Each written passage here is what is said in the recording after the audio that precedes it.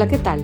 Soy María José Rey del canal Oficiando y en el vídeo anterior hemos visto cómo crear un cuadro o tabla de amortización para un préstamo con un tipo de interés fijo, que no cambia a lo largo de toda la vida del préstamo. Hoy vamos a ver cómo crear esa tabla de amortización cuando el tipo de interés es variable. También usaremos la función buscar X para crear una cabecera para nuestra hoja para obtener ciertos datos de nuestra tabla. En la descripción del vídeo podrás descargarte la hoja de cálculo con la que trabajo en el vídeo y también el enunciado del ejercicio.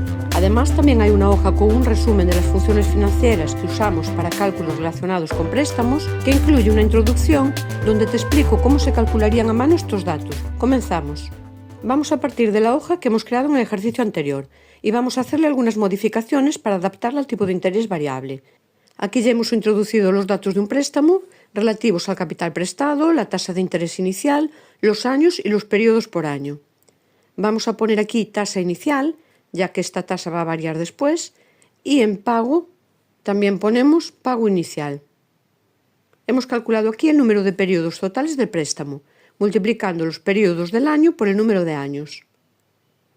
Y aquí hemos calculado el pago inicial, el del primer mes, usando la función pago. Dentro de la función pago, el interés, la tasa de interés la dividimos entre 12, ya que siempre se refiere al interés anual, y para saber el mensual lo tenemos que dividir entre 12. Y utilizo también la función ABS porque Calc considera los pagos en negativo. Si no introduzco la función ABS, que devuelve el valor absoluto, el resultado lo obtendría en negativo, y no es lo que quiero. Para calcular la fecha final del préstamo, hemos sumado a la fecha inicial los meses totales del préstamo menos 1, ya que el primer pago ya se produce en la fecha inicial. En la tabla de amortización vamos a añadir una columna nueva para reflejar el tipo de interés y damos formato de porcentaje a esta columna. Vamos a mover esto para aquí. Introduzco el primer tipo de interés diciéndole que es igual al porcentaje inicial. La fecha del primer pago es la inicial del préstamo. Y el pago del primer mes de la primera cuota también es igual al inicial. Para calcular los intereses, vamos a dejar la función pagoInt para obtener los intereses del primer periodo, también con la función ABS para obtener el valor en positivo. En los argumentos tenemos el interés entre 12 para calcular el mensual, el periodo que calculamos, que es el 1, y está en la celda A12, el número de periodos y el capital, que está en C1. Habíamos introducido las referencias absolutas con el símbolo del dólar para poder copiar esta fórmula a las otras celdas, pero en este caso no lo vamos a copiar porque con interés variable ya no nos valen. En capital dejamos la función pagoPrint, también con los argumentos que hemos visto. Y en capital pendiente tenemos que es el capital inicial menos el amortizado este mes. Pasamos al siguiente mes.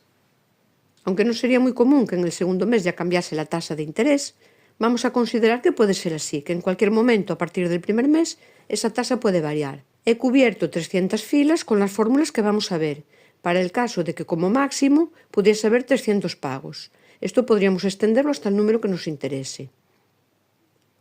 En primer lugar te voy a explicar cómo hemos calculado el número de periodo, que sería el 2. Hemos evaluado primero si el número de periodo anterior más 1 es superior al número total de periodos. En ese caso, esta celda quedaría en blanco, es decir, con la cadena vacía, que se representa por comillas, comillas, ya que no quiero que sigan apareciendo filas a partir del número de periodos totales. En caso contrario, la celda tomaría el valor de la fila anterior más 1. Así, sumando un 1 al número de la celda anterior, vamos obteniendo los números de cada periodo. He introducido también la función siError, porque en el momento en que la celda contenga la cadena vacía, al intentar sumarle un 1, va a producirse un error, ya que no se pueden sumar cadenas con números. La función siError me permite darle un resultado alternativo en caso de que el cálculo produzca un error. Ese valor alternativo es la cadena vacía. Si esta suma da un error, la celda queda en blanco. Introduzco a mano el interés y lo voy a copiar haciendo doble clic en el botón de relleno mientras mantengo pulsada la tecla control. Si no mantuviese pulsada aquí la tecla control, se haría una serie 2, 3, 4, 5 en lugar de copiar el valor 2, que es lo que quiero. Para calcular ahora el pago del segundo y siguientes meses, voy a usar la función pago, pero de una forma diferente a como lo hemos hecho antes. En primer lugar, comprobamos si la primera celda de la fila, A13, contiene una cadena vacía. En ese caso sería porque se ha superado el número máximo de periodos del préstamo. Si fuese así, esta celda también quedaría vacía. Y en caso contrario, calculamos el pago. Fíjate en la imagen, podemos calcular el pago sobre el capital inicial y el total de periodos, o sobre el capital pendiente y los periodos pendientes. Cuando el tipo de interés es fijo, nos da igual usarlo de una forma o de otra, pero cuando el tipo de interés es variable, la primera función ya no nos vale. Tenemos que hacer los cálculos sobre capital y periodos pendientes. Entonces, el interés que tomará aquí para este cálculo va a ser el de su propia fila, B13. El número de periodos pendientes es el número total de periodos menos el número del periodo anterior. En este caso quedan 240 menos 1, son 239 periodos. Y el capital es el capital pendiente, que está aquí. Me olvidé de usar la función ABS para obtener el valor absoluto. Lo modifico y copiamos esta celda al resto de la columna haciendo doble clic con el botón de relleno. Fíjate que si ahora cambio el interés de un mes concreto, la cuota varía. Para calcular ahora los intereses y el capital amortizado, ya no nos valen las funciones pagoInt y pagoPrint. Vamos a modificar la primera fórmula. Tenemos también la comprobación de que la primera celda esté vacía. Y aquí borramos la función y la cambiamos por la fórmula que calcula los intereses de este mes, que es capital pendiente por el interés que se aplica este mes entre 12. Recuerda que siempre hay que dividir entre 12 porque el interés es anual. Ese es el resultado. Lo copio al resto de celdas y ahora modifico el capital amortizado. Elimino la función pagoPrint y ponemos que es igual al pago mensual menos la parte de los intereses. Copio el resto y el capital que queda pendiente de pago está bien, es igual al anterior menos el capital amortizado este mes. Ahora, tal cual está la tabla, tendríamos que introducir en cada fila el interés que se paga ese mes. O si no lo sabemos, que es lo normal a futuro, dejar introducido el último que conocemos. Podríamos dejarlo así, pero esto nos produce aquí un problema. Como en esta celda simplemente hay un valor, no podemos comprobar si ya se ha terminado la vida del préstamo, es decir, si el número del periodo es superior al total, a los 240 en este caso. Si introduzco una función sí para averiguarlo, ya no puedo introducir el valor a mano. Entonces esto lo podemos solucionar de varias formas. A mí se me ocurre la siguiente.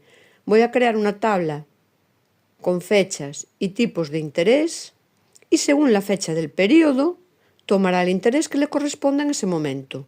Creo aquí la tabla, amplio suficiente para todos los cambios de interés que puede haber. También podría dejar sin límite, que tomase toda la columna como referencia, pero creo que se va a entender mejor poniendo un límite. Pongo aquí bordes, un color de fondo aquí y aquí otro color de fondo. Y ahora introduzco una serie de fechas con el interés que entró en vigor en ese momento. Es decir, el 1 de enero del 2026 se empezó a aplicar el 2%, el 1 de enero del 27 el 3%, del 28 el 5% y del 30, por ejemplo, el 2%. Voy a poner aquí formato de porcentaje y cambio los valores. Bien, ahora lo que quiero es que en la celda interés tome el que le corresponda de esa tabla según la fecha. Primero voy a hacer la comprobación de si la primera celda está vacía. En ese caso, esta también quedará vacía. A continuación voy a usar la función buscar X. Los argumentos son los que ves en pantalla. En primer lugar, le indicamos cuál es el valor que vamos a buscar. En este caso es la fecha, que está en C13. Luego le indicamos en qué rango de celdas lo buscamos. De momento le voy a poner I3 y 6. Pongo referencias absolutas para poder copiar la fórmula al resto de las celdas. A continuación indicamos dónde está el rango del que tomaremos el resultado. J3, J6. Es el resultado que nos debe devolver, el interés.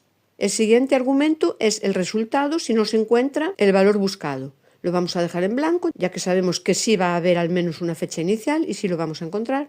El modo de correspondencia tenemos que poner -1 para que en el caso de que no encuentre la fecha exacta, tome la anterior. Por ejemplo, en marzo del 2026 tomará el interés de enero del 2026, el inmediatamente anterior. Y en el argumento del modo de búsqueda no lo vamos a poner, ya que el estándar es que se busque de arriba a abajo y de izquierda a derecha.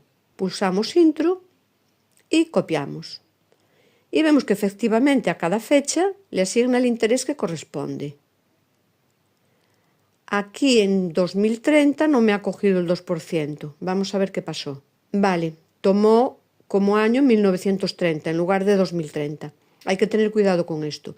Le voy a poner 2030 y ahora compruebo. Y veo también que cuando terminan los plazos, esa celda queda en blanco, que es lo que queríamos.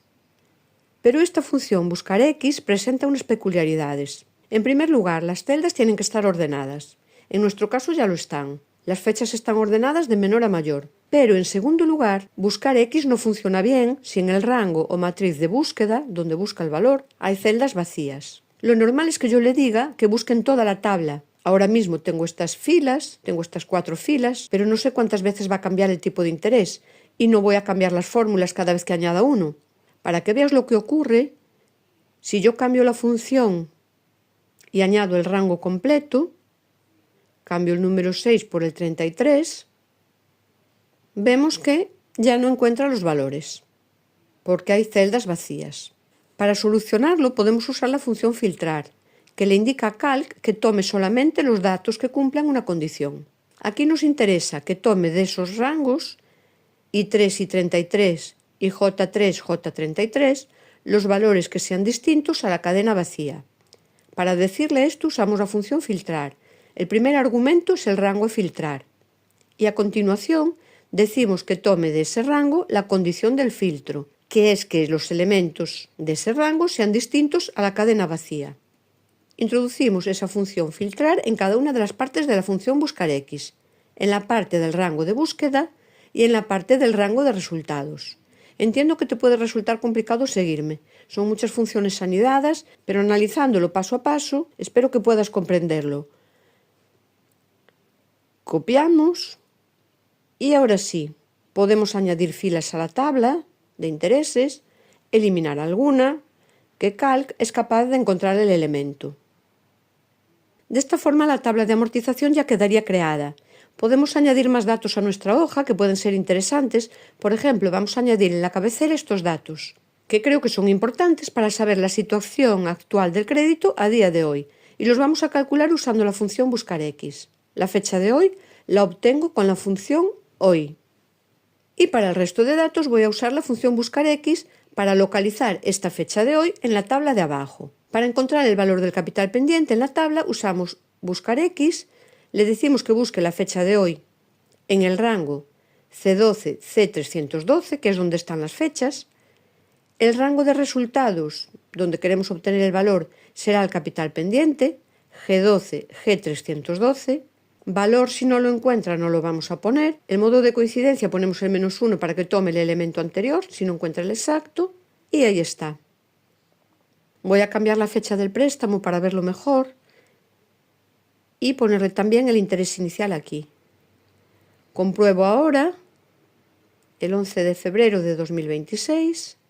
Ahí está. Para la tasa actual hago lo mismo. Busco la fecha de hoy en el rango C12, C312. Y los resultados están en B12, B312.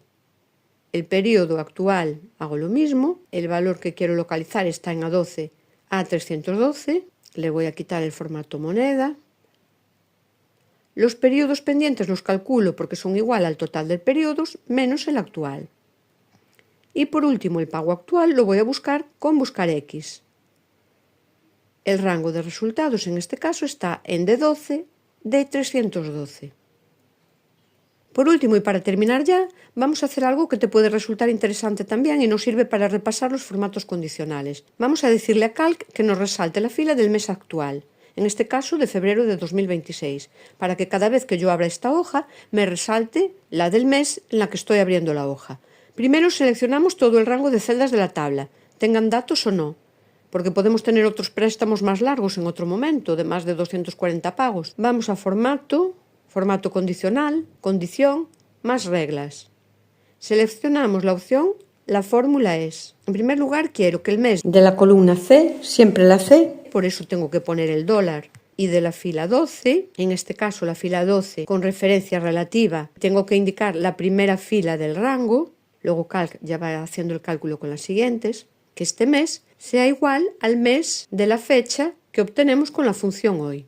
Si esto lo dejase así, se resaltarían todos los meses de febrero. No es lo que yo quiero. Yo quiero que solamente se resalte el de este año. Entonces tengo que introducir una segunda condición. Usamos la función lógica y. La primera condición es esta. Con punto y coma indicamos la segunda condición. Ahora le vamos a decir que el año de la columna C, siempre la C, y fila 12, sea igual al año de la función hoy. Aplicamos un estilo nuevo, con un fondo azul, por ejemplo. Aceptamos y ya tenemos resaltada esa fila. Y hasta aquí el vídeo de hoy. Próximamente veremos cómo calcular las amortizaciones parciales de capital, ese dinero que aportamos a mayores de los pagos mensuales para reducir la deuda. Recuerda que puedes descargarte material para practicar en la descripción del vídeo.